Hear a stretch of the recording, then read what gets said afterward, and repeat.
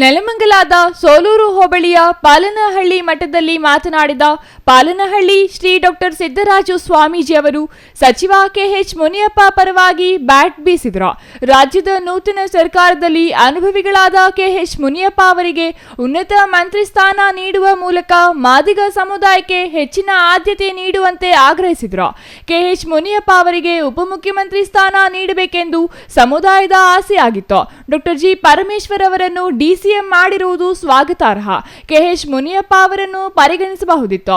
ಆಹಾರ ಖಾತೆಯನ್ನು ಮುಂದುವರಿಸುವ ಬದಲು ಸಮಾಜ ಕಲ್ಯಾಣ ಇಲಾಖೆ ಅಥವಾ ಗೃಹ ಖಾತೆ ನೀಡಬಹುದಿತ್ತು ಎಂದರು. ಈ ಒಂದು ಹೊಸ ಸರ್ಕಾರಕ್ಕೆ ಸಹೃದಯ ಶಕ್ತಿಗಳಲ್ಲಿ ನಮ್ಮ ಪಾಲನಹಳ್ಳಿ ಮಠದ ವತಿಯಿಂದ ಅವರಿಗೆ ಶುಭಾಶಯಗಳನ್ನು, ಉತ್ಕೃಷ್ಟವಾಗಿ ಚಿನ್ಮಯವಾಗಿ ಬದುಕಲಿ ಮತ್ತು ಅವರ ಶ್ರದ್ಧಾ ಮತ್ತು ಪಕ್ಷನಿಷ್ಠೆಗೆ ಜಯವಾಗಿದೆ. ಪ್ರಕೃತಿಯ ದೇವತೆ ಆಶೀರ್ವಾದ ಕೊಟ್ಟಿದ್ದಾರೆ. ಏಕೆಂದರೆ ಎಲ್ಲೋ ಒಂದು ಕಡೆ ಈ ಒಂದು ಸಮಾಜ ಬಹಳ ಹಿಂದಿನಿಂದಲೂ ಕೂಡ ಪಕ್ಷನಿಷ್ಠೆ ಕಾಯನಿಷ್ಠೆಯಿಂದ ಬಂದಿರತಕ್ಕಂಥದ್ದು. 1959ರಿಂದ 1889ರವರೆಗೂ ಕೂಡ 22 ಜನ ಶಾಸಕರಾಗಿ ಸಚಿವರಾಗಿ ಬಂದಿರತಕ್ಕಂತಹ ಈ ಸಮಾಜ. ಅದಕ್ಕೂ ಮುಖ್ಯವಾಗಿ ಕೆಎಚ್ ಮುನಿಯಪ್ಪಾಜಿಯವರು ಪಕ್ಷನಿಷ್ಠೆ ಕಾಯನಿಷ್ಠೆಯಲ್ಲಿ ಕೇಂದ್ರದಲ್ಲಿ 7 ಬಾರಿ ಸಂಸದರಾಗಿ ಕೇಂದ್ರ ಸಚಿವರಾಗಿಯೂ ಕೂಡ ಕಾರ್ಯನಿರ್ವಹಿಸಿಕೊಂಡು ಬಂದು ಅವರದೇ ಆದಂತಹ ಒಂದು ಶಿಸ್ತಿನ ಸಂಸ್ಕೃತಿ ಸಂಸ್ಕಾರದ ಜೊತೆಗೆ ಬಂದಿರತಕ್ಕಂತಹ ಇತಿಹಾಸ ಎಲ್ಲರಿಗೂ ತಿಳಿದಿರ್ತಕ್ಕಂಥ ವಿಚಾರ. ಆದರೆ ಎಲ್ಲೋ ಒಂದು ಕಡೆ ನೋಡಿದಾಗ ಈ ಸಮಾಜದ ಒಂದು ಸ್ಥಿತಿಯಲ್ಲಿರ್ತಕ್ಕಂಥ ಒಂದು ಗೌರವಾನ್ವಿತವಾಗಿರ್ತಕ್ಕಂತಹ ಕಾಯನಿಷ್ಠೆ ಇರ್ತಕ್ಕಂಥವರಿಗೆ ಈ ಸಚಿವ ಸ್ಥಾನ ಅಲ್ಲ ಅನಿಸುತ್ತೆ. ಬಹುಮುಖ್ಯವಾಗಿರ್ತಕ್ಕಂಥ ಒಂದು ಸಚಿವ ಸ್ಥಾನ ಕೊಡಬೇಕಾಗಿತ್ತು ಅಂತ ನಮಗಾದರೂ ಕೂಡ ಭಾವಿಸ್ತಾ ಇದೆ. ಅದ್ರ ಜೊತೆಗೆ ಒಂದು ಮುಖ್ಯಮಂತ್ರಿ ಸ್ಥಾನ ಕೊಡುವಂತಹ ಒಬ್ಬ ವ್ಯಕ್ತಿತ್ವದಲ್ಲಿ DCM ಇಲ್ಲ ಅನ್ನುವಂಥದ್ದೇ ತಿಳಿದದಾದರೆ ಉತ್ಕೃಷ್ಟವಾದಂತಹ ಸಚಿವ ಸ್ಥಾನನೂ ಕೂಡ ಲಭಿಸಬೇಕಾಗಿತ್ತು ಅಂತ ನಮಗೆ ತುಂಬ ನೋವಾಗಿದೆ.